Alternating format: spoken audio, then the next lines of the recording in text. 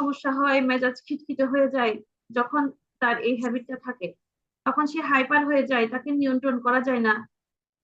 তো তখন দেখা যাচ্ছে মানে এই ফুড হ্যাবিটটা যতক্ষণ পর্যন্ত নিয়ন্ত্রণে না আসা যাচ্ছে ততক্ষণ পর্যন্ত পর্যন্ত তার এই সমস্যাগুলো থাকছে। তো সেই ক্ষেত্রে আমরা আহ আচ্ছা, আরেকটা জিনিস হয় যেটা হজমের সমস্যা, অনেক বাচ্চাদের কিন্তু কমন সমস্যা হচ্ছে হজমের সমস্যা। তো এটাও কিন্তু এই যে ফুড হ্যাবিটের কারণে কিন্তু বাচ্চাদের হজমের সমস্যাটা হয়। আচ্ছা, এই ক্ষেত্রে আমরা দেখি যে কেন হচ্ছে এটা, মানে জাঙ্ক ফুডের উপর বাচ্চাদের কেন খুব সহজে তারা এডিক্টেড হচ্ছে। যেমন এটা হচ্ছে খুবই সহজলভ্য কারণ, আর এখন হচ্ছে খাবারের যে বিজ্ঞাপন, ওই খাবারের বিজ্ঞাপন থেকেও কিন্তু শুধু বাচ্চাদের না, বড়দের কিন্তু একটা আসক্তি কাজ করে।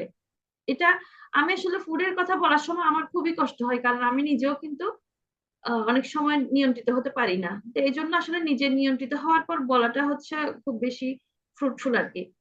তারপরে যে এটার যে স্বাদ, স্বাদ এবং স্বাদটা থেকে কিন্তু একটা আসক্তি তৈরি হয়, কারণ জাঙ্ক ফুডে যে খাবারগুলো দেওয়া হয়, বার্গারে যে খাবারগুলো, যে ইনগ্রেডিয়েন্টস গুলো ব্যবহার করা হয়, ওটা কিন্তু একটা আসক্তি তৈরি করে, খিদা সৃষ্টি করে।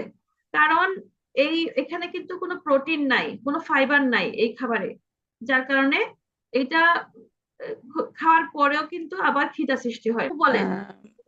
ম্যাম, আমি হচ্ছে, হ্যাঁ জি ম্যাম, আমি হচ্ছে ইয়ে উইলো ইন্টারন্যাশনাল পি স্কুলে অ্যাসিস্ট্যান্ট টিচার হিসেবে আছি। ওখানে আমাদের স্পেশাল চাইল্ড নিয়ে আমরা কাজ করি, ঠিক আছে?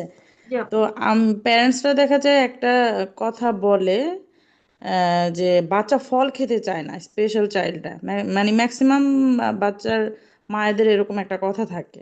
তো সেই ক্ষেত্রে মানে ফল যে ওরা খেতে চায় না, তো এটা খাওয়ানোর কি মানে কি কোনো ওয়ে আছে কিনা, বা জুস করে আপু ওইটাই খাওয়ানো তো, যায় আপু কিনা আমি তো এটা? বললাম ওইটাই, ফলের জুসটা আপু, ফলের জুসটা ধরেন উপাদেয় করে কিন্তু দেওয়া যায়। ধরেন দুই তিন রকমের ফলকে একসাথে ম্যাচ করে, কোন যেটার সাথে যেটা ম্যাচ করে আর কি, সুন্দর করে যে জুস তৈরি করে ওটা যদি একটু ডেকোরেশন করে দেওয়া যায় বাচ্চার সামনে, রেস্টুরেন্টে দিলে তো ঠিকই খেয়ে ফেলতো, তাই না?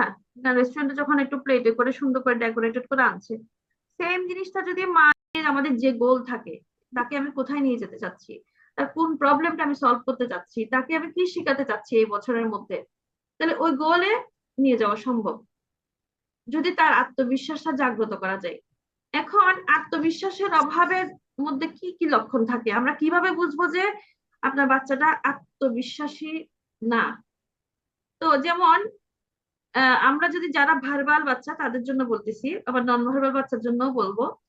যেমন অন্যদের সামনে কথা বলতে ভয় পাওয়া, এটাও কিন্তু একটা আত্মবিশ্বাসের অভাবের লক্ষণ। অনেক বাচ্চারা আছে স্কুলেও কিন্তু টিচার যখন সামনে এসে কিছু বলতে বলে, বলতে চায় না, বা অন্যের সামনে কথা বলতে চায় না। তারপর সিদ্ধান্ত নিতে না পারা বা সবসময় অন্যের উপর নির্ভর করা।